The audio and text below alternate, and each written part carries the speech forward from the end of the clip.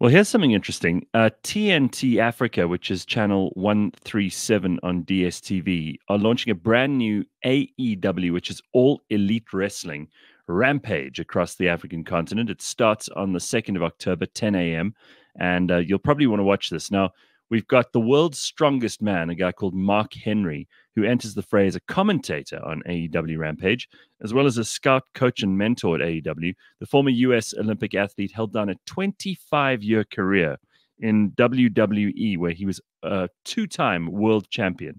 So we're not messing around.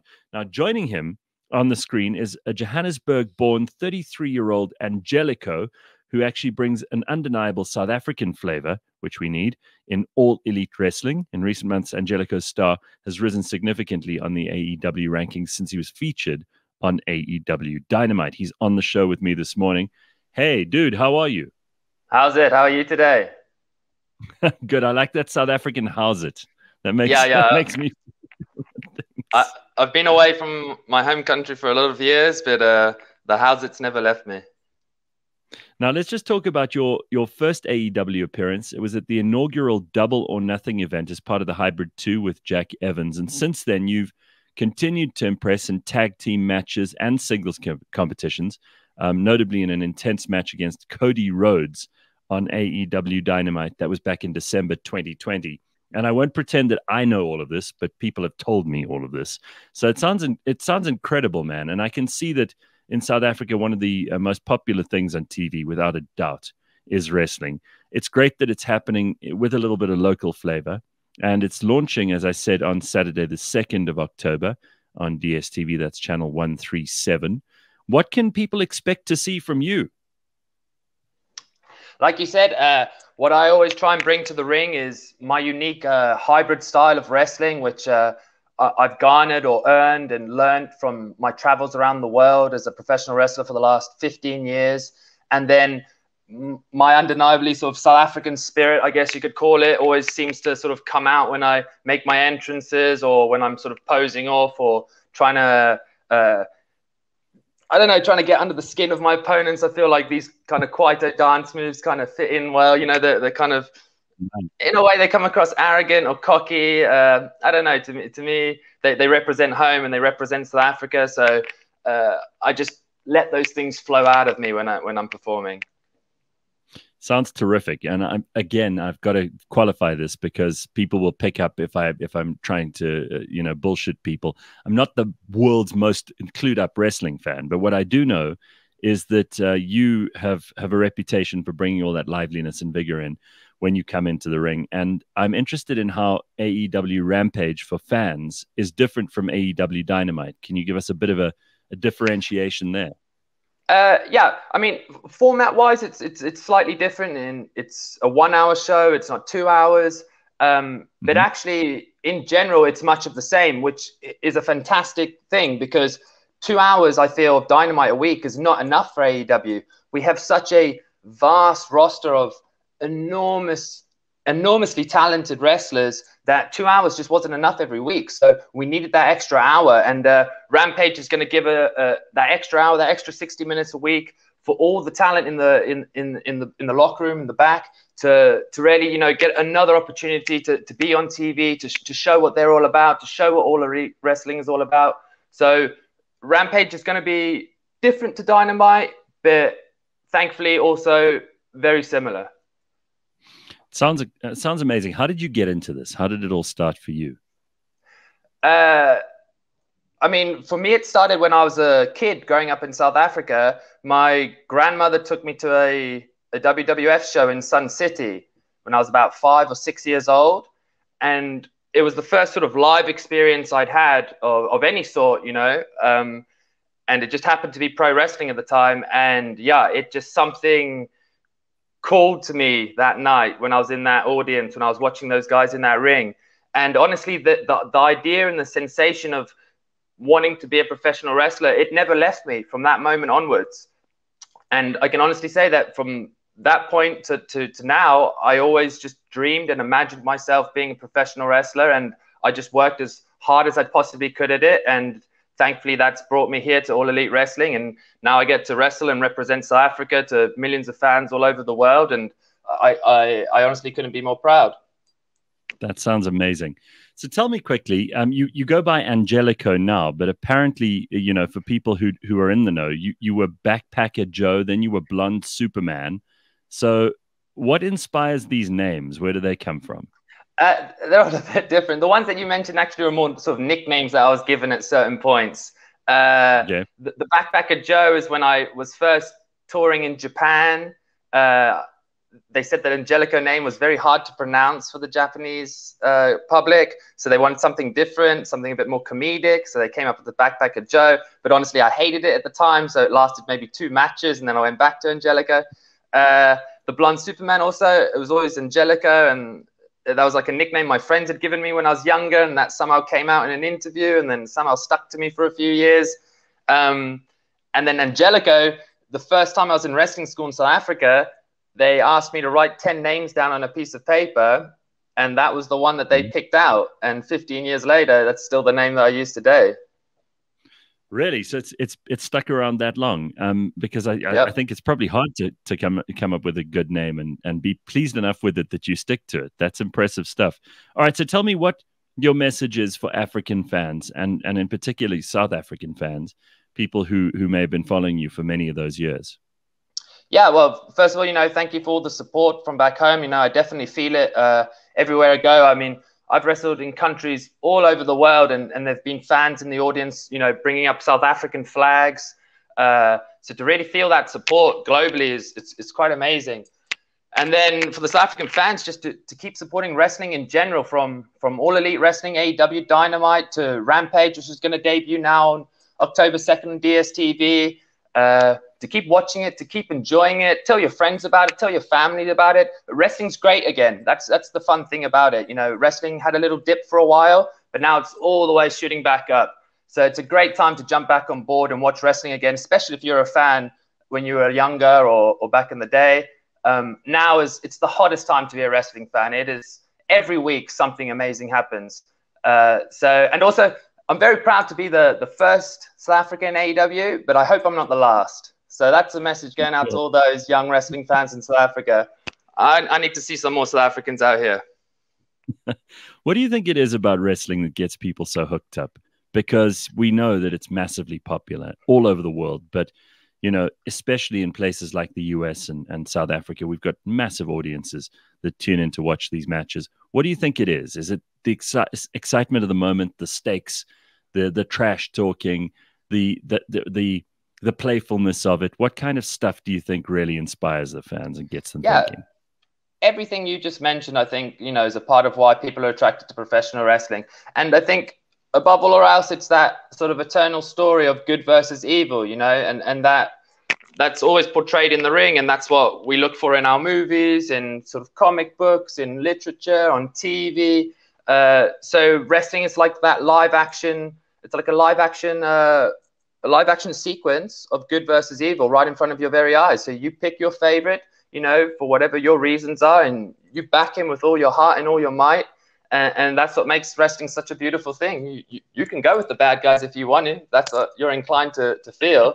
You know, that's your choice. I don't know about you personally, but well, for the super fans, I mean, which matches are you most interested in, especially when it comes to who you're going to be up against the most? Who do you like going against? Who do you think brings the most interesting dynamics to the ring? I think definitely in the tag team division, it would have to be the Young Bucks and the Lucha Brothers. Right now, I think the Lucha Brothers would be more on my radar because they're the new tag team champions. So obviously, if you're in the tag team division, if your goal's not to be the champion, you know, what are you really doing there?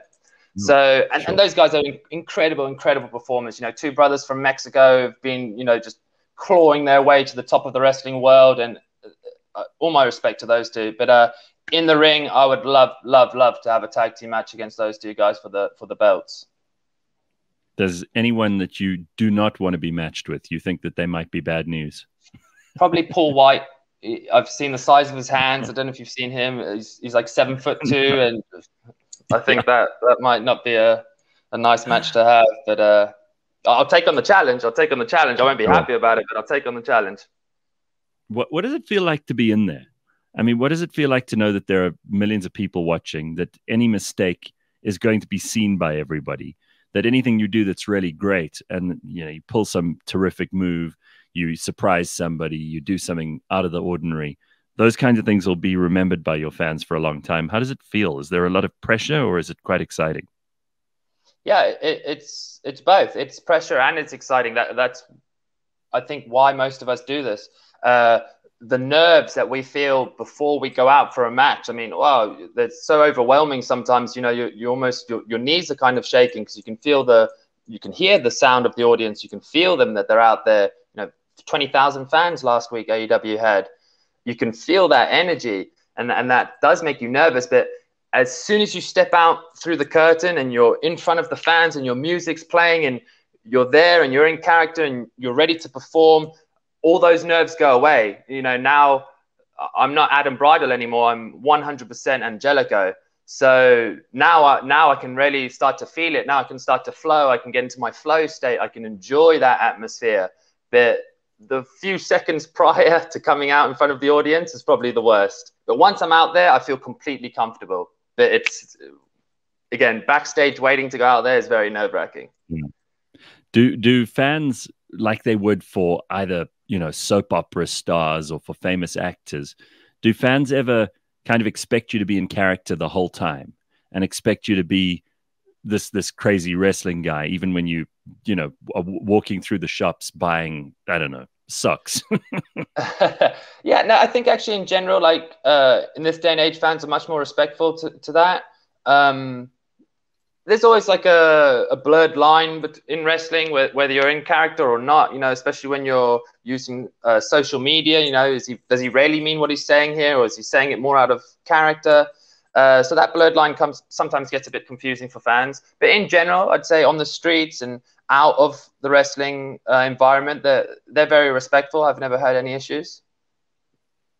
Well, I mean, it can be quite exciting, I suppose, for them if they think that they've spotted you and then you end up being in character. They kind of, something they didn't expect, and they're probably quite pleased with. I remember I've met a couple of famous people. You want them to be in character secretly. So it's kind of fun. Yeah, because that's what you know them for, right? You know them as the character, not as who they really are. Absolutely. Of course. Absolutely. Do you still have family and friends you speak to here in South Africa? Yes, all my uncles and cousins still live in Cape Town. My gogo, my grandmother, and my grandpa still live in Joburg. So yeah, a lot of family ties still in South Africa. Fantastic. Are you planning to come out here and visit anytime soon? Yes, actually, as soon as I can, as soon as travel sort of permits and it's a bit more free-flowing to get between countries, I will 100% try and get to South Africa as soon as possible, mainly just to visit my family, because it's been 2 years now that I haven't been able to come back. And I'm very desperate to see them all. So, yeah, I miss them all a lot, very dearly. And as soon as travel permits, I will be back. So just because so many people are confused about whether or not wrestling is a serious athletic pursuit or whether it's also part performance, and it's probably half and half, you have to be pretty fit to do what you're doing. I mean, you have to keep in pretty good shape, and you're in extraordinary shape. How do you keep that up? Because you you can't just do that in the ring. Yeah, there we go.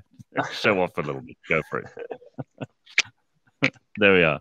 Yeah, he's no slacker. So what do you do to keep fit? Yeah, so I actually have a lot of different sort of training routines that I interchange as the years go by. Right now, also forced basically to do it through the pandemic as the gyms closed, was sort of body weight training.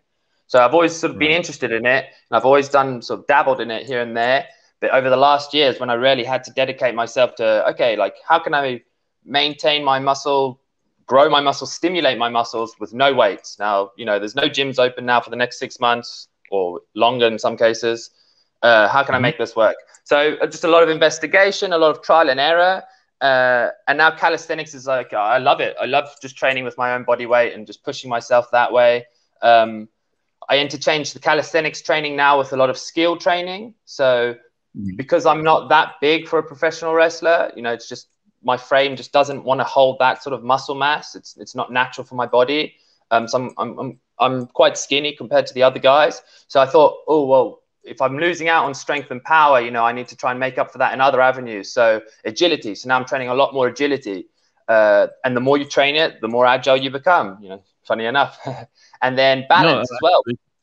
Balance is something that most people don't specifically train or work on. That in the ring, you know, the ring's moving the whole time, the guy's moving, the ropes are pushing you, you know, which way and backwards. So balance now has become a huge focus of mine. And then I use other types of stuff to stimulate me. So like skill training in terms of skateboarding at the moment, I've got back into, because I found skateboarding uses so much stabilizing muscles in my legs that I can't sort of get to with normal exercises. So that's become a huge part of my training every week now, just skateboarding every week. Basketball again. I've started playing basketball again. I love adding sports into my training routines, you know.